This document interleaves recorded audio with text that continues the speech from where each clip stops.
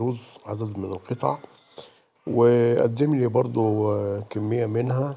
احنا بنستعرض النهاردة، بنتعرف على الحجر واسمه وتاريخه وفوائده، الحاجات اللي هي خاصة بيا. احنا بنحاول نستفيد، بنعرض الحجر وبنتكلم حوالين منه شوية عشان نستفيد.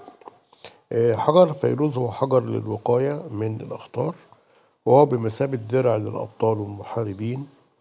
وحجر الفيروز كمان بيحمي من الحسد ومن العين. لبسه بيولد النجاح والحب، ونظر إليه بيجلي البصر. هو كلام اتقال يعني حوالين الحجر. احنا بنتكلم يعني ايه تاريخه، بنتكلم في تاريخ الحجر. فاللي بيتقال احنا برضو بنحاول ايه نعقله يعني. اللي كويس منه خليه معاك، واللي شايفه مش مقنع سيبه. المهم في الآخر ناخد معلومة عن الحجر.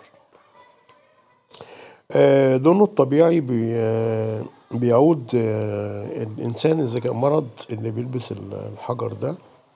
إذا حصل له مرض بيتغير لون الحجر، وإذا تمثل الشفاء بيعود الحجر للونه الطبيعي. ده بيتقال برضه. أنا ما جربتوش، بس ربنا يكفيكوا شر الأمراض. اللي عايز يجربه يجربه. يعني إذا البس حجر كده فيروز، اللهم احفظنا يعني، اديه لواحد مريض وخليه معاه كده فترة، وبعد ما إن شاء الله يخف هتلاقي الحجر رجع لشكله الطبيعي، شكله الطبيعي. ف برضه احنا بنسمع الكلام ونحاول ان احنا نجرب.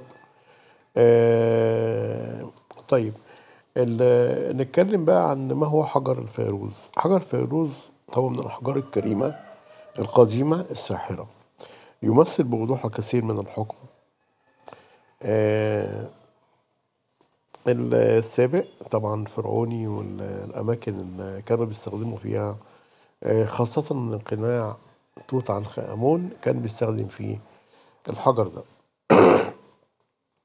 بيتركب الفيروز من سلكات الألومنيوم النحاس، وهو حجر كريم له فوائد كثيرة في مجال الطب على سبيل المثال. وتاريخ الحجر زي ما قلنا بيرجع إلى حوالي 5000 سنة. من 5000 سنة كانوا بيستخدموه القدماء المصريين، طبعا قبل الميلاد. أماكن تواجده يعني ممكن نلاقيه فين؟ أبرز الأماكن إيران، بيسموه بحجر نيشابور. في العراق بيسموه حجر الشزر. طبعا في سينا بنسميه اللي هو الحجر الفيروز السيناوي. في أماكن تانية موجود في أمريكا.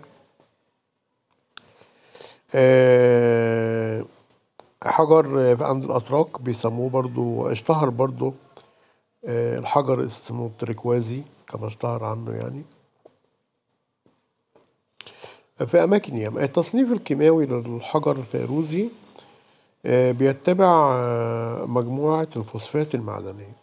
الصيغة الكيميائية للحجر الفيروزي، درجة الصلابة بتاعته من 5 ل6 موس. الكثافة بتاعته من 2.5، 2.6 من 10، 2.9 من 10. التكوين الكريستالي بتاعه لحجر الفيروز، بيتكون حجر الفيروز من ثلاثي الميل. الانقسام بتاعه من جيد لممتاز. الانكسار بتاعه محاري. نوعية الحجر رسوبي متحول. البريق بتاعه شامعي باهت. الشفافية بتاعته معتمة. ده كل اللي اتقال على حجر الفيروز. طيب في الآخر بنسأل كلنا سعره كام؟ لما دخلنا دورنا على أمازون لقينا حجر فيروز جايبين بياناته، بيقولوا حجر 12 قيراط طبيعي 100%، وزنه 2.4 من 10 جرام، واللون بتاعه أزرق سماوي. السعر بتاعه 600 جنيه.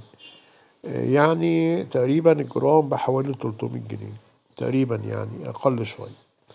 ده سعر الفيروز السيناوي، واتكلمنا كده عنه مش باستفاضة قوي، بس ادينا مجموعة من المعلومات حواليه، وبنقدم بعض منه موجود برضو عندنا ان شاء الله بأسعار أقل إن شاء الله من الأسعار اللي احنا بنقول عليها. بس اللي يتصل هيلاقي إن شاء الله الأحجار دي موجودة عندنا. واتفضلوا اتفرجوا، والسلام عليكم ورحمة الله وبركاته.